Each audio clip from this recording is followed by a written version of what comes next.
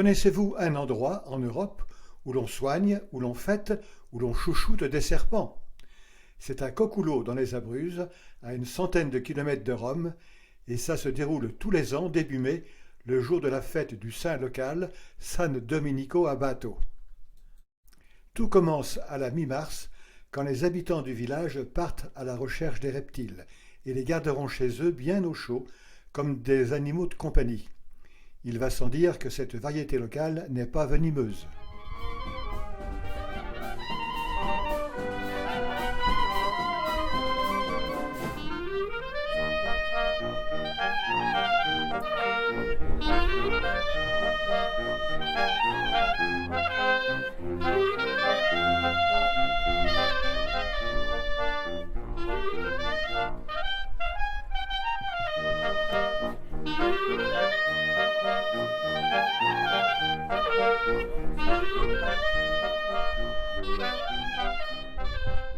L'étape suivante sera l'examen médical par une équipe de vétérinaires.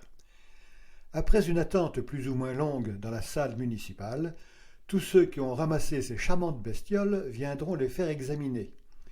Les serpents qui avaient déjà été pris les années précédentes y ont reçu une puce, ce qui permet de les identifier et d'étudier leur développement. Ils sont examinés, auscultés, mesurés, pesés, photographiés.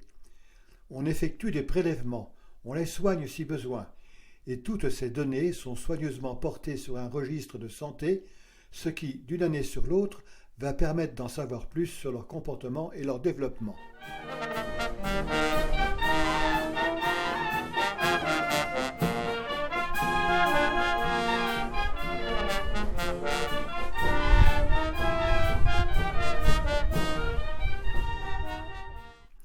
Et vient enfin la partie très attendue, celle de la célébration religieuse suivie de la procession.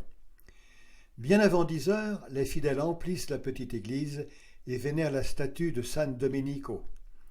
Si, en fonction de la vertu du saint, vous tirez la cloche avec vos dents à l'entrée, vous êtes assuré de ne pas avoir recours au dentiste de toute l'année.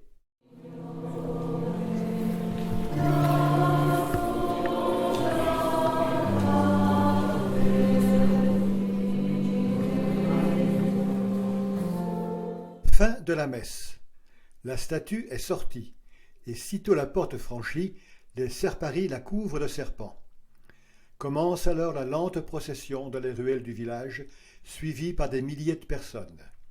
Si les reptiles s'enroulent autour de la tête du saint, l'année à venir sera bonne. San Domenico mérite bien cette ferveur. Ce moine bénédictin n'a-t-il pas, au Xe siècle, nettoyé les champs infestés de la région, et depuis ce temps, ne protège-t-il pas des morsures des reptiles, des fièvres et de la rage? En fait, dès l'Antiquité, une divinité serpent était déjà honorée dans le pays.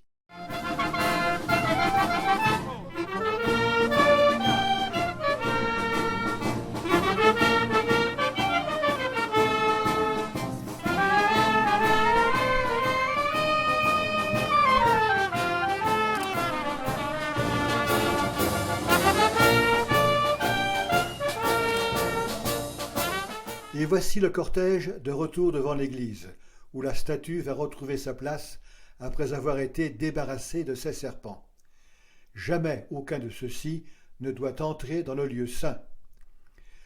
Avant d'être relâchés dans la nature, il leur sera témoigné de nombreux signes de familiarité, voire d'affection. Et si jadis, les serpents étaient alors cuits et mangés, aujourd'hui c'est la musique, les chants et une kermesse qui clôtureront les festivités.